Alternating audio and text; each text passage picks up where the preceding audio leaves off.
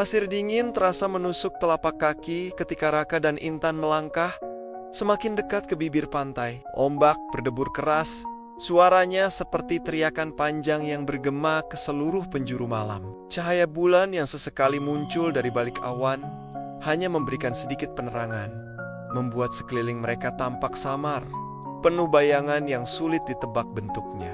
Raka memandang ke arah laut, matanya menyipit karena angin kencang yang menerpa wajahnya. Ada sesuatu yang tidak biasa dengan malam itu. Biasanya, meskipun larut malam, parang kritis masih terdengar suara warung kecil atau tawa anak muda yang nongkrong. Tapi malam ini benar-benar sunyi. Tidak ada siapa-siapa, hanya mereka berdua yang berdiri di hadapan lautan luas yang gelap.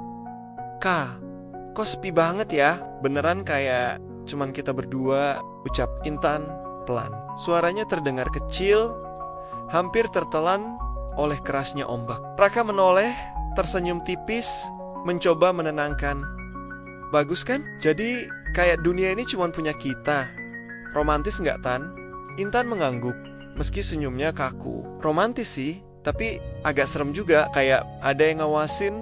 Raka diam, tak langsung menjawab. Perasaan yang sama sebenarnya juga sudah menghantuinya sejak perjalanan tadi. Dari arah belakang, ia seperti mendengar suara pasir yang bergeser, seolah ada langkah kaki lain mengikuti. Tapi setiap kali menoleh, tak ada siapapun.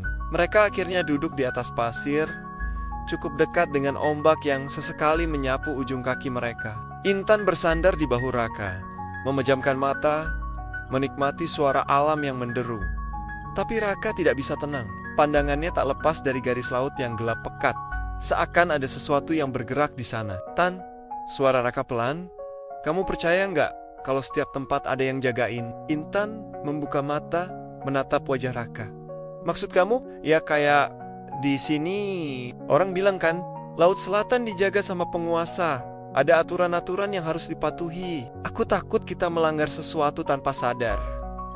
Intan menghela napas kecil, mencoba tersenyum, walaupun jantungnya ikut berdegup cepat. Kak, jangan ngomong yang aneh-aneh. Kita di sini cuma sebentar kok. Lagian, aku kan sama kamu. Kalau ada opo-opa, kita hadapi bareng-bareng. Perkataan Intan sejenak membuat hati Raka sedikit tenang. Tapi tidak lama, angin malam bertiup semakin kencang. Rambut panjang Intan terurai, berkibar liar menutupi wajahnya. Raka buru-buru menyingkirkan helai rambut itu, tapi tangannya berhenti seketika. Ada bisikan samar terdengar di telinganya. Bawa dia, biarkan di sini. Jangan dibawa pergi. Raka langsung menoleh ke kanan, ke kiri, tapi tidak ada siapa-siapa. Hanya ombak dan angin. Ia mencoba meyakinkan dirinya kalau itu hanya suara angin. Tapi bulu kuduknya berdiri, tubuhnya gemetar.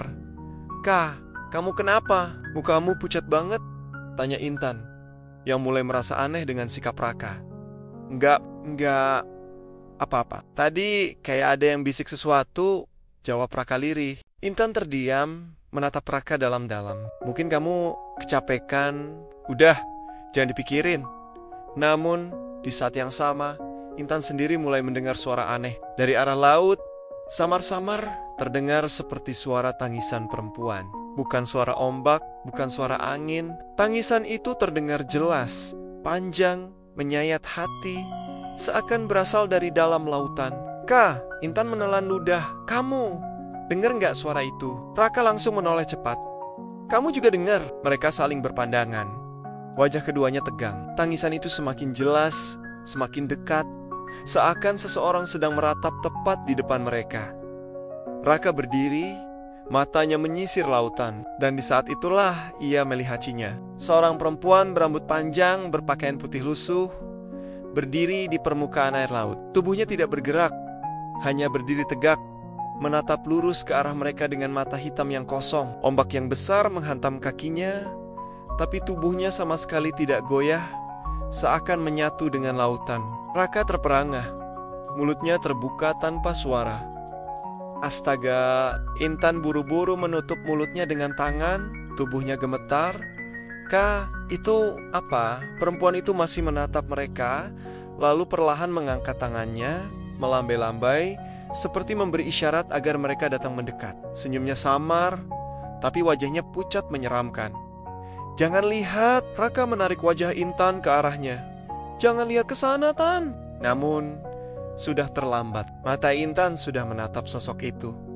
Dan entah kenapa tubuhnya seperti kaku. Ia berdiri pelan, matanya kosong, lalu melangkah ke arah laut seolah ada kekuatan tak terlihat yang memanggilnya. Tan, jangan. Raka segera meraih tangannya, menahannya agar tidak semakin jauh. Tapi tubuh Intan terasa dingin. Jinjin sekali seperti sedang menggenggam bongkahan es. Ombak semakin besar, angin semakin kencang. Dan suara tangisan perempuan itu berubah menjadi tawa aneh yang menggema di seluruh pantai. Raka panik, memeluk Intan erat-erat. Jangan pergi, kamu tetap sama aku, Tan. Jangan ikutin dia. Namun Intan terus menatap ke arah laut. Bibirnya bergetar, lalu berbisik, Kah, aku dipanggil bersambung